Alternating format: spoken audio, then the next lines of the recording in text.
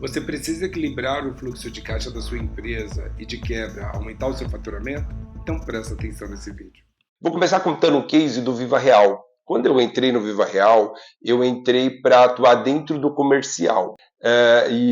Não sei como que é aí na sua empresa, mas lá no Viva Real, a meta geralmente começava, assim, as primeiras 2 semanas do mês eram semanas de aquecimento ali das vendas, negociações, e as 2 últimas era de fechamento. Então a gente tinha um volume de cliente entrando nas 2 últimas semanas muito grande.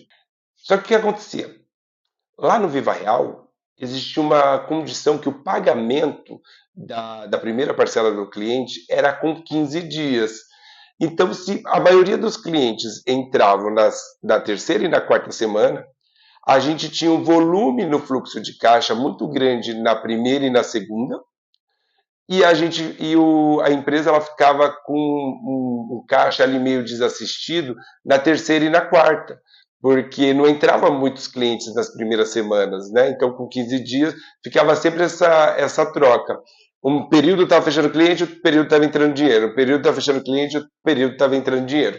E a gente precisava pensar numa estratégia para que a gente pudesse diluir, porque assim a empresa ficar desassistida financeiramente durante um período de 15 dias era um risco muito grande, né? E aí foi quando, conversando ali com o diretor comercial, ele trouxe um programa que ele tinha executado em uma outra empresa e a gente fez uma adaptação. E aí o que a gente criou? A gente criou um clube chamado Champions Club.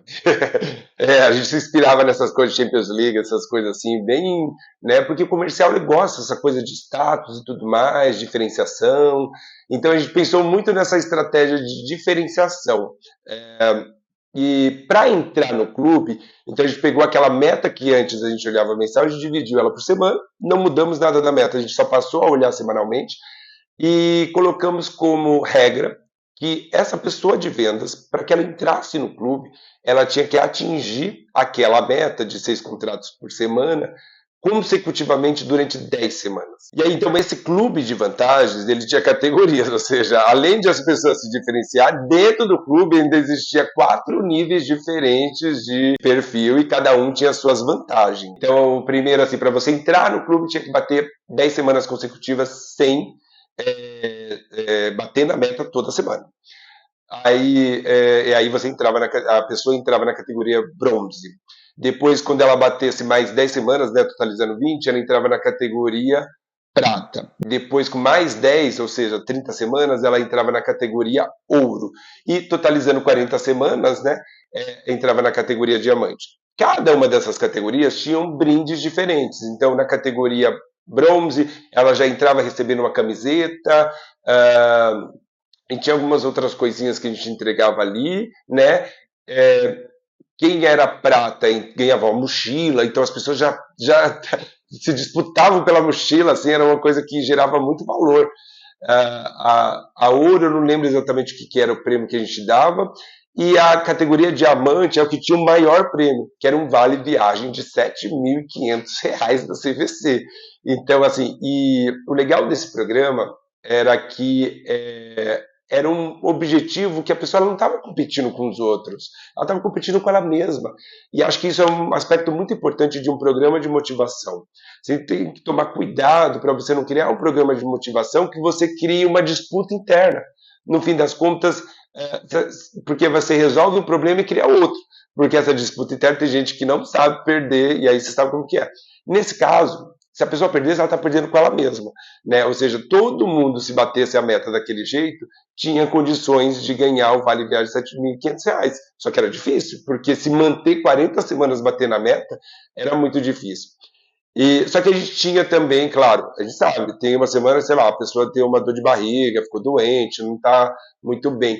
Então a gente criou uma semana mais tranquila, né, que se a pessoa ela não batesse a meta, mas batesse 50%, ou seja, se era 6, pelo menos 3 contratos, aquela semana ela não zerava a contagem. Mas se por algum motivo, sei lá, a pessoa entrou no clube, estava ali com 15 semanas, aí na 16ª semana ela fez 2 contratos, saía do clube e voltava do zero. Então era uma coisa que tinha ali um lado difícil, né? Mas não era impossível. E o legal desse programa, além desses brindes, aí você pode falar, todo mundo queria o Vale Viagem de R$ 7.500. Não.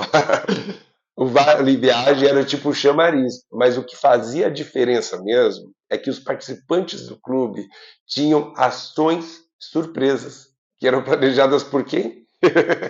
Então eu tinha que pensar em experiências. Só que essas pessoas que iam viver essa experiência, elas não sabiam quando que ia acontecer.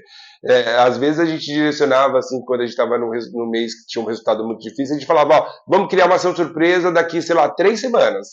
Ou daqui 4 semanas. Mês que vem vai ter. A gente dava uns spoilers assim, para que estimulasse a pessoa a bater a meta. No fim das contas, né, não era porque era surpresa que a gente não ia usar a nossa estratégia. E essas ações surpresas eram experiências. E como que essas experiências elas aconteciam? Estava trabalhando lá normal, de repente, do nada, do horário que eu tinha programado, dependendo da experiência que eu tinha comprado, chegava eu lá vestido de bandido, né? Às vezes levava minha parceira que ela vivia, ou outra pessoa que pudesse me apoiar, e sequestrava as pessoas. Falava assim: fecha seu computador e vem comigo. E nisso, uma coisa que também era muito importante era, além de fazer a pessoa viver a experiência, como que eu crio vontade nas pessoas que ficaram.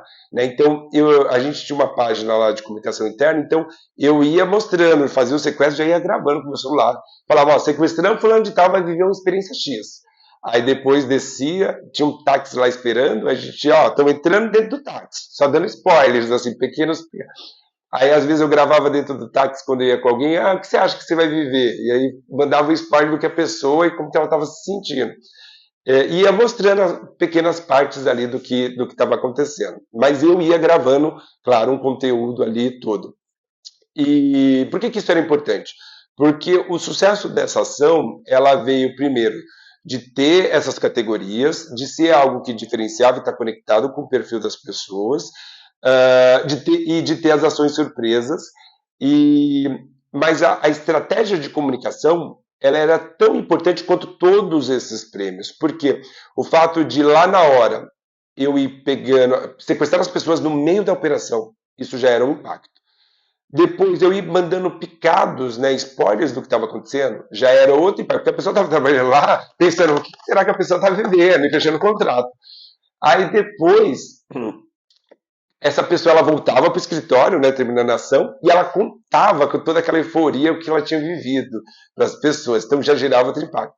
E aí eu tinha um trabalho de editar muito rápido a história desse sequestro, né? Então fazia toda a história, chegando, sequestrando, colocando no táxi, levando, pegando as expectativas, vivendo a experiência e fazendo essa história acontecer.